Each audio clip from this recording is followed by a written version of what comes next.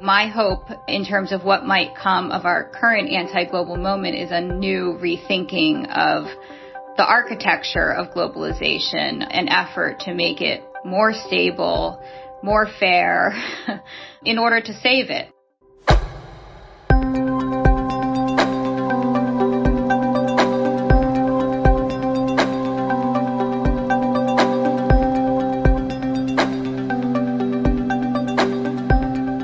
Herzlich willkommen and welcome to a new English language episode of History and Politics, the Körber Stiftung's podcast dealing with the multiple ways in which the past matters for current affairs. I'm Gabrielle Wojdelko, and I will be your host for the next approximately 40 minutes. For more than a decade, the world has been living through multiple challenges and crises, and it continues to do so. We are looking at disruptions of international financial markets, on the interruption of supply chains due to a global pandemic, migration flows due to humanitarian crises or demand for workers, and last but not least, the Russian war against Ukraine.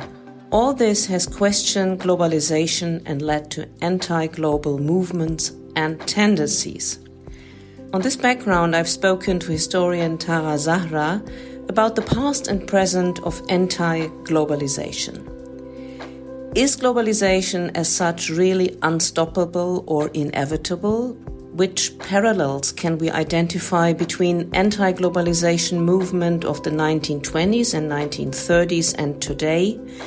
What role does democracy play in the context of globalization? And why do people, political movements or other actors decide for protectionism and nationalism? This is what Tara and I discussed during our conversation. Tara Zahra is professor of East European history at the University of Chicago, and her research focuses on the transnational history of modern Europe, on migration and nationalism. Her very latest book, Against the World, Anti-Globalism and Mass Politics Between the World Wars, has been published in 2023, and a German version has just come out in spring 2024.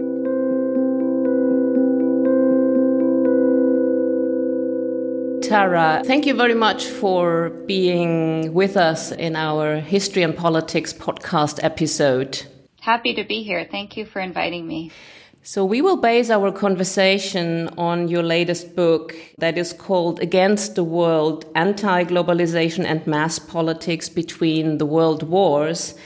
And if I understood it correctly, your main argument in that book is that globalization as such is not unstoppable or inevitable, and that the deglobalization of the 2020s, of the current times, has parallels to the 1920s and 30s.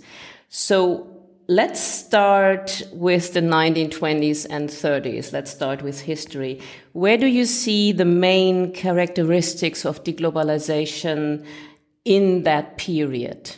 Right. So this was a really big rupture. The First World War was a moment when a lot of the acceleration of globalization that had been taking place in the previous 2 decades just came to a really sudden halt. First with the cessation of mass migration across the Atlantic. So steamship travel with passengers basically stopped.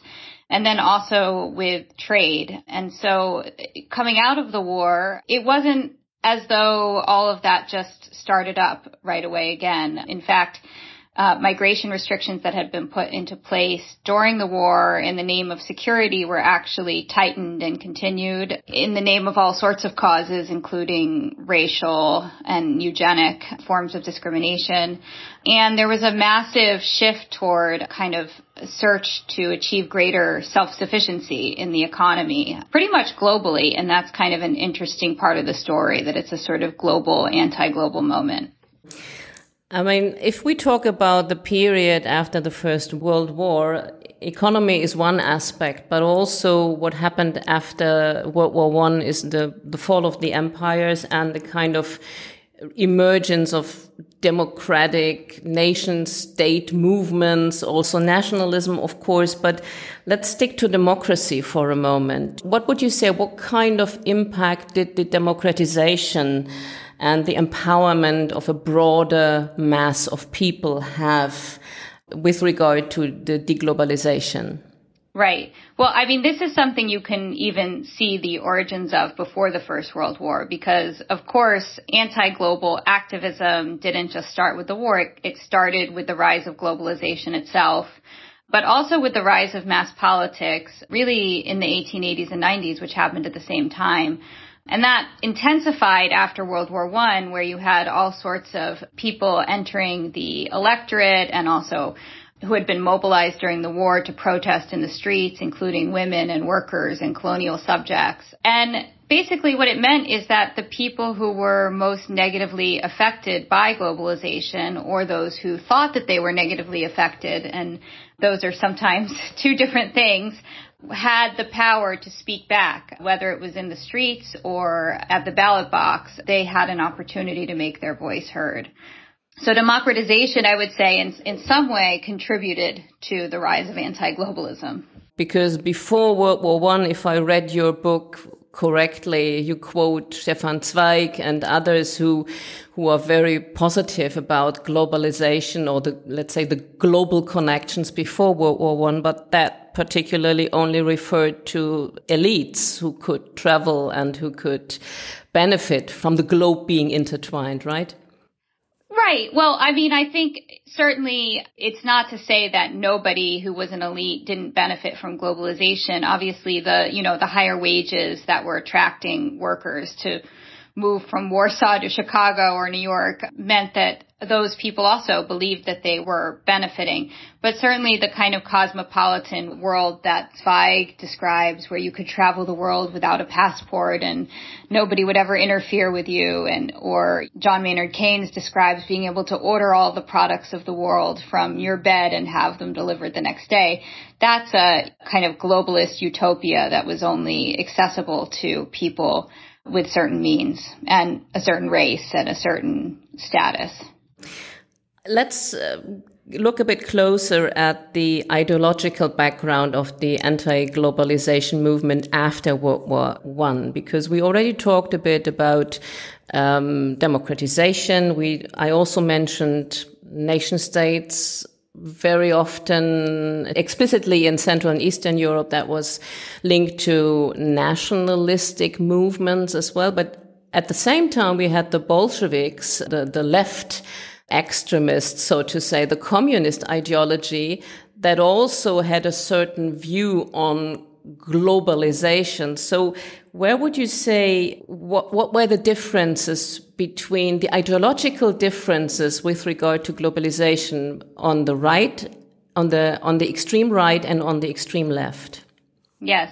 I mean, I think what's interesting here is that whereas on the one hand, anti-globalism was very politically promiscuous in the sense that it spanned the entire political spectrum, both the victims of globalization that were identified and the causes were understood very differently. So on the far left, the victims of globalization were the workers, of course, who were exploited. And the solutions often involved, first of all, more political globalism, right, through the spread of communism throughout the world, but also measures that would in some way alleviate the inequalities that were extreme inequalities globally and domestically that were caused by globalization. That was one vision on the left. And then on the far right, I would say the victim of globalization was more typically understood to be the nation itself. The nation, but also I would say artisans and trade workers, people who were kind of negatively affected by the rise of big department stores and chain stores, and the kind of enemies or the causes of all of this misfortune were often identified as foreigners, as immigrants, as Jews who were seen to embody a certain form of cosmopolitan globalism, and as, basically internationalists more generally. Okay, and let's make a fast move forward to our times, to our, let's say, to the 21st century. In your book, you argue that there are certain parallels between the 1920s and the 2020s with these current anti-globalism movements. So what would you say, what are the similarities between the ideological backgrounds that you just described from the 1920s and 30s and today's anti-global movements?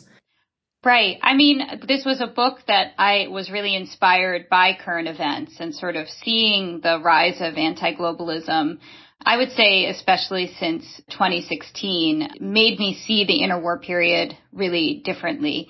And some of those parallels are just incredibly obvious. I mean, first of all, there was a moment after the collapse of communism, I would say, that through the 1990s and the early 2000s, that a lot of the talk about globalization kind of presumed that it was inevitable, that it was inherently good, that it would bring more prosperity to everyone, and so on and so forth. There were always people contesting that view, but that, I would say, was the dominant perspective.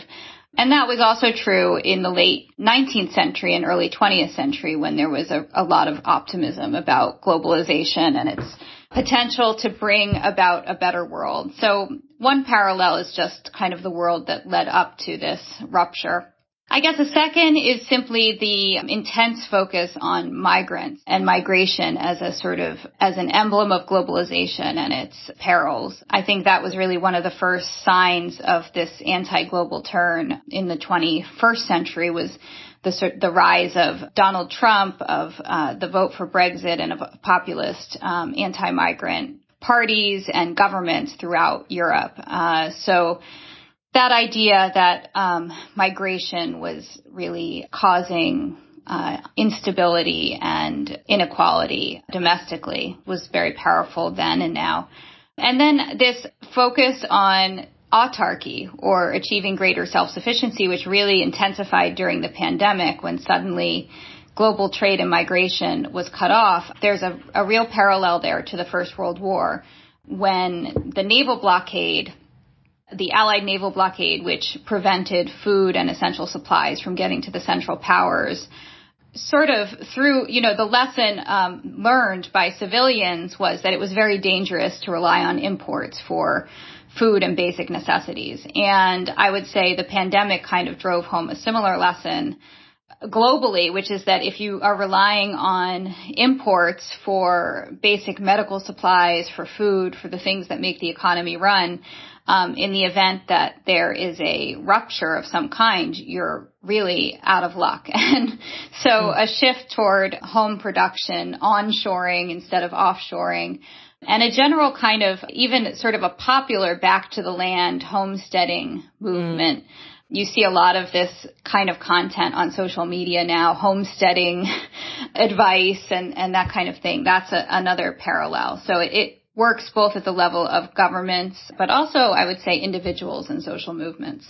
And would you say that the Russian invasion of Ukraine accelerated that development further? Absolutely, because, energy independence has long been a concern, especially, certainly in the United States. The idea that depending on foreign oil puts you in all sorts of vulnerable positions in the case of geopolitical crisis. And so I think the Russian invasion of Ukraine really forced a lot of governments and people to rethink their own dependence on Russian oil specifically.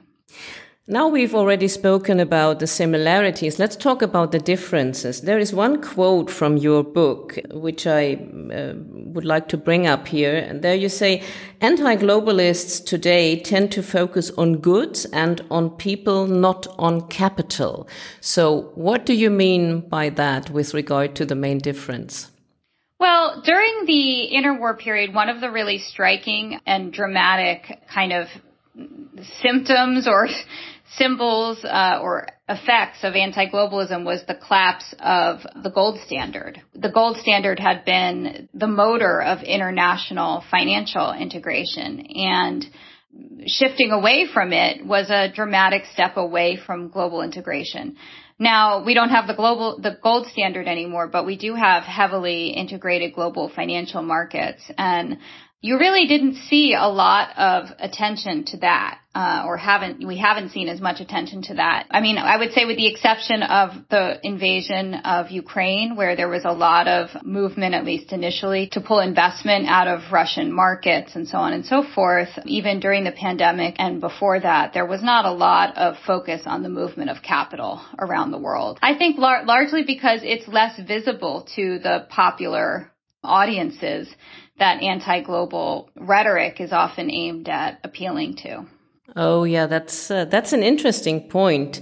Let's focus a bit, because now we've been to the 1920s and 1930s, and then, as we all know, another world war followed. So 1939, 1945, a lot of bloodshed again, with, unbelievable atrocities caused by Nazi Germany. So what would you say, if you look at what happened after 1945? There was an attempt to reconstruct globalism and the global economy as a consequence of the bloodshed, and economic advancement for all and social security seemed to was seen as the main aim, at least I would say in the Western part of the world, but maybe even in the Warsaw Pact and the communist countries.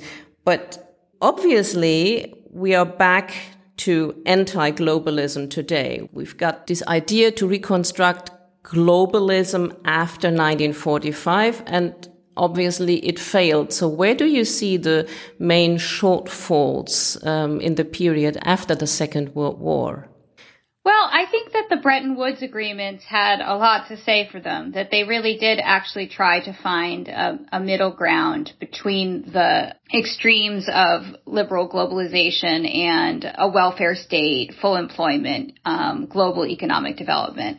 I think the shortfalls honestly partly came because of the Cold War, which, precipitated a shift from a much more multilateral vision to a bilateral one of U.S.-Soviet competition. So that really undermined some of the principles of the Bretton Woods agreement to start. And then the oil shocks of the 1970s, largely, this is not my period of expertise, but I think historians largely agree that was the moment that truly kind of killed off what remained of a lot of the Bretton Woods agreements. But, even to this day, the National Health Service still exists in the UK. I think Keynesian economics in some ways is really back since 2008 in particular, that government, at least in the United States, I think, the idea of spending your way out of economic crisis rather than imposing austerity, at least here, that has been the dominant approach, I would say. So I don't think it's entirely dead.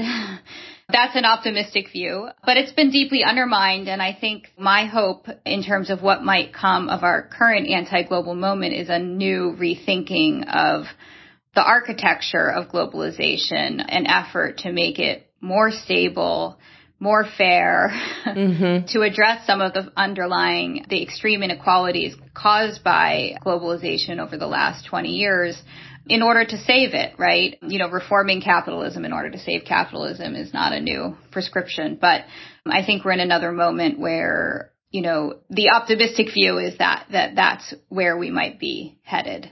That's a challenge. Let's briefly refer back to the post-Second World War period. I know that this is not your particular expertise as a historian, but you mentioned the economic, let's say, the different crises. You mentioned the Warsaw Pact and the Cold War, but looking at the international institutions that were founded after the Second World War, obviously to compensate for the League of Nations that had failed, would you say that these international institutions and the way they were built also had a certain contribution to an anti-global movement?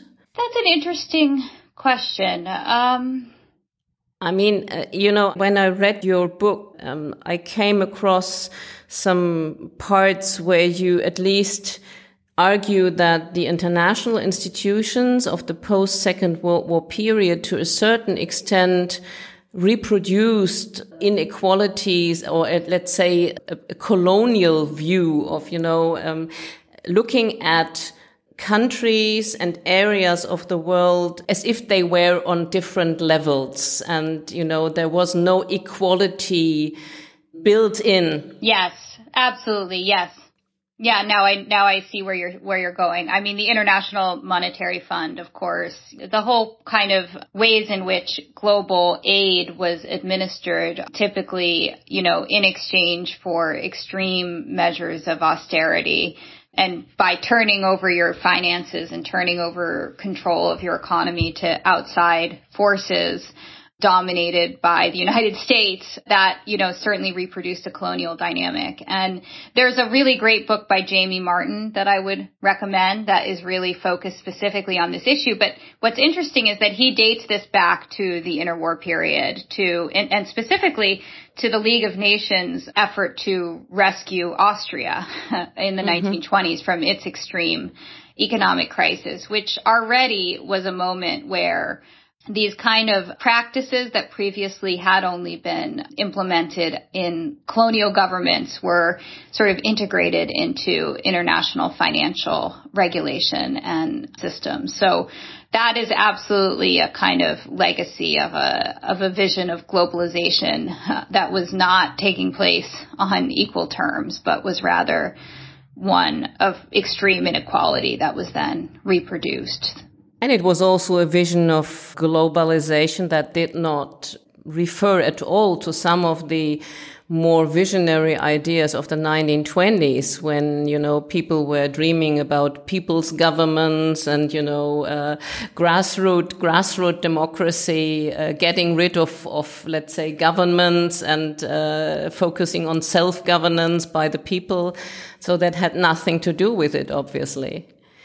Although one thing that is different and interesting is that I think while the United Nations was initially envisioned, as Mark Mazower has argued, to kind of continue the global power of the UK, or to replace the imperial power of the British Empire, it gradually became a huge forum for anti-colonial agitation. And I don't think that was the intention of the founders, but that was kind of an unintentional development. So, history is very unpredictable in that way. And that's another kind of lesson of the book, is that all of these efforts to restrict globalization and global trade, migration have often produced new avenues for globalization, have produced kind of innovation or ways around those restrictions.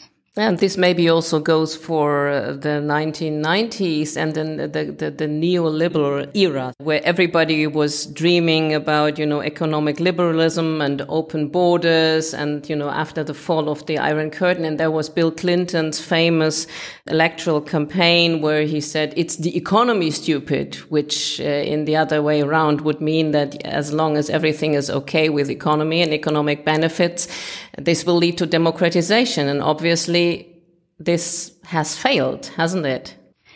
Absolutely. I mean, I think in large part because the fundamental principle of, 1980s neoliberal economics that like the wealth would just trickle down and everybody would live happily ever after turned out not to be true. And instead what we've seen is a huge increase in inequality. So, I mean, it is the economy, but the economy didn't function the way that it was promised to.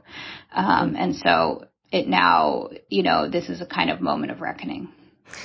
So would you say that the 1990s are another major turning point when it comes to the emergence of anti-global movements, maybe comparable to the 1920s and 30s? I mean, is there a parallel between these two eras as well?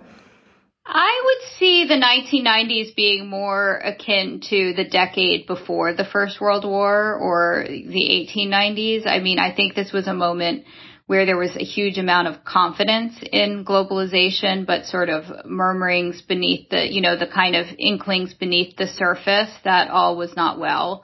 And I think also it's, the 1990s, it's a decade that historians are just starting to turn to in a serious way. But If you look at kind of how shock therapy was introduced throughout the socialist world and the consequences of that, and the NAFTA agreement and the consequences of that, sort of, you start to see that, by the end of the 1990s, by 1999, you have the World Trade Organization protests already.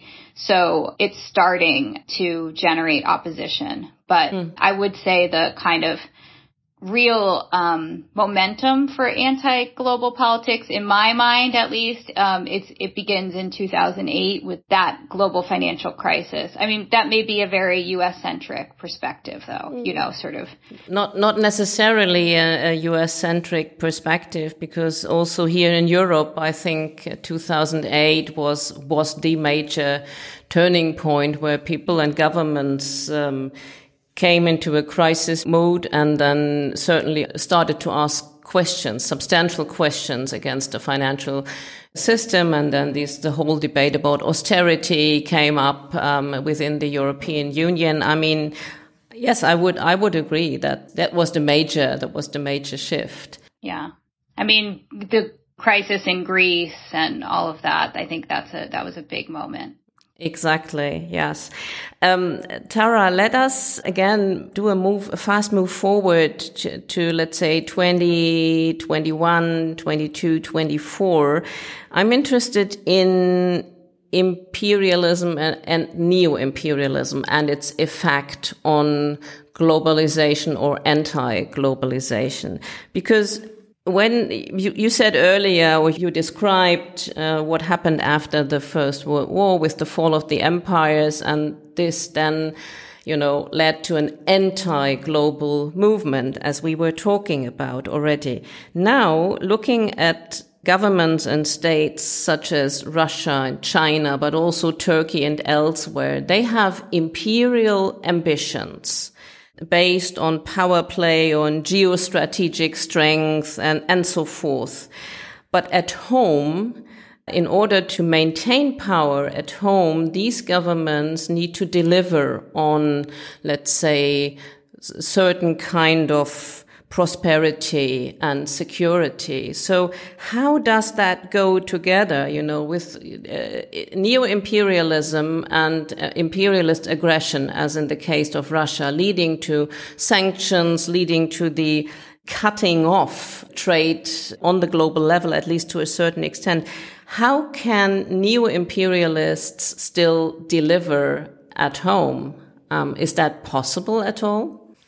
Right. Well, what's interesting here is there is also a really powerful parallel, because on the one hand, after the First World War, you saw the collapse of all of these continental empires and the beginnings or the intensification of anti-colonial nationalism in overseas empires like the UK. However, at the same time, the desire for autarky also really drove a lot of the imperial fantasies and projects and aggression of interwar states like fascist Italy and Nazi Germany. So, the idea was that the more empire you had, the more resources you had, and the more independence you had, and the more power you had. So on the one hand, I think, when Russia invaded Ukraine, a lot of historians at least were sort of, we were all taken by surprise and also a little shocked by the return of a kind of imperialism really focused on land grabs, which sort of, it seemed like a throwback, but it is a throwback in a way to that era of kind of just trying to consolidate resources through the, expansion of space. And it's easy to forget that, also in the 1930s when Mussolini invaded Abyssinia, the response was sanctions. Not that they were very effective in the end, but there was also that kind of trade-off between expanding your empire in order to increase your global power and influence and to be a big player on the world stage, and then being sort of cut off or becoming a pariah. So I think in some ways the dynamic that we're seeing today is similar. If history is any indicator, I think, the question you were sort of alluding to is how can these governments actually provide what they promise? And at the end of the day, Mussolini and Hitler couldn't provide it through imperial expansion. And that was kind of, the beginnings of their loss of popular support domestically, was when sort of the effects of these kind of, for example, just to take Italy, by the end of the war, Italy was much more independent in food production, but the people were getting a lot less calories and a lot less quality in terms of their food, and it was sort of starting to produce already a domestic crisis.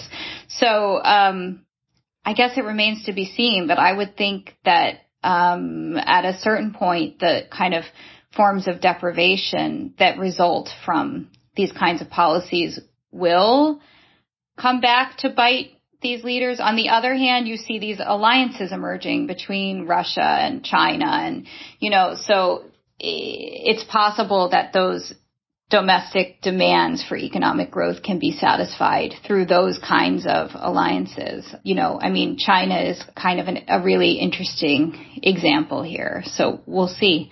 We'll see. And also we in the, let's say, in the liberal West, we are dependent on economies that are intertwined. We are dependent on imports to a certain extent. So I'm wondering whether at the end of the day, despite of all the parallels you described, these neo-imperial governments or politicians, however you call them, whether they cannot be sure that in the 21st century, Realpolitik, as we call it in Germany, so the pragmatism, will avoid to lead to a similar anti-globalization movement that we saw in the 1920s and 30s, so that we just cannot afford a similar way of anti-globalism. It's possible. It's possible that the world is just much more intertwined now in a way that, I think we've seen, in 2020 that globalization, again, is not a sort of unstoppable train or, a snowball that keeps getting bigger. It can pause, it can reverse, it can change directions, but it's unclear. Historians are bad at predicting the future. So yes. I don't really know what will happen next. Yes, well, one of my very first lessons whenever talking to historians is whenever you ask them about the future, they get nervous. Now, my almost last question to you is a question to the historian, because when we talk about globalization and anti-global movements in the longer historical perspective, couldn't one also say that what we are observing at the moment is just a normal, in quotation mark, historical trend? At the moment we have a decline of globalization. Okay, we had that before. Then, strong global movements came up again. So isn't it like a very regular way of history to proceed, that we are moving back and forth? Could this make us more relaxed about what's happening? Not, of course, what's happening with Russia and Ukraine. I'm not talking about the war, but about, let's say, the anti-global wave that we are seeing. Maybe. I don't know, if the pendulum theory of globalization is kind of an accurate way of understanding these trends, in the sense that globalization and anti-globalism are always taking place almost at the same time as well. But I do think that if we're looking for sort of reassurance, it is that the outcomes are unpredictable in a way, that it's not a sort of inevitable kind of runaway train toward fascism or something like that, but rather that the relationship between globalization and anti-globalism is one that kind of produces change and new forms of globalism, or reforms to globalization that can be productive. So to that extent, I think that the tension is inevitable, and it is probably productive. Maybe that's a way of seeing it from a historical perspective that's kind of reassuring. I don't know if it's reassuring. No, it's a bit like trying to predict the future. But my final question refers back to what you said earlier on in our conversation. You said you are an optimist, and you have this idea that we probably could reinvent globalism but safeguard democracy and make globalization more fair. So how could that happen? What would be your advice to citizens like you and me who obviously want to safeguard the advantages of and achievements of a global exchange of ideas, goods and people, because we benefit a lot from that? So what's your advice? Well, I think that we need to recognize the extent to which, whether it's domestically or internationally, the sort of wealth that we enjoy is often dependent on extraction from others, and that if you live in a globally connected world, that also it's not just an opportunity to profit. It also imposes certain obligations toward others and toward ensuring that everybody gets a share of the pie. So, I don't know exactly what policies are going to best achieve those goals, but certainly we have to think about economic redistribution, at every scale, local, national, and international. So in the end, it's, again, the economy, right? Isn't it? Yeah, exactly. Thank you very much, Tara, for this conversation. Thank you. This has been really interesting, and I'm very grateful. This was our History and Politics podcast episode with Tara Zahra on the historical pretexts of current anti-globalist tendencies and movements. If you are now interested to learn more about Tara's book and on her conclusions on what to learn from the past about the current downturn on globalization, you can easily find additional information in our show notes.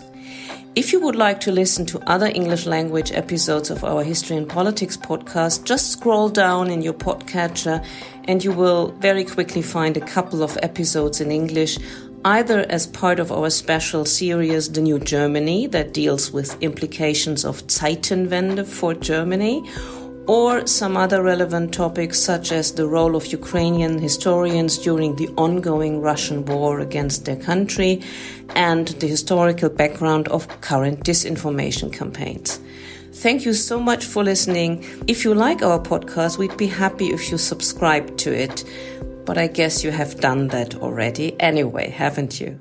We'd also be happy if you'd recommend us to others. If you are interested in the other work that we do at our History and Politics department at Körber-Stiftung, please check out our website at www.körber-stiftung.de. Stay tuned, all the best, goodbye and tschüss from Hamburg.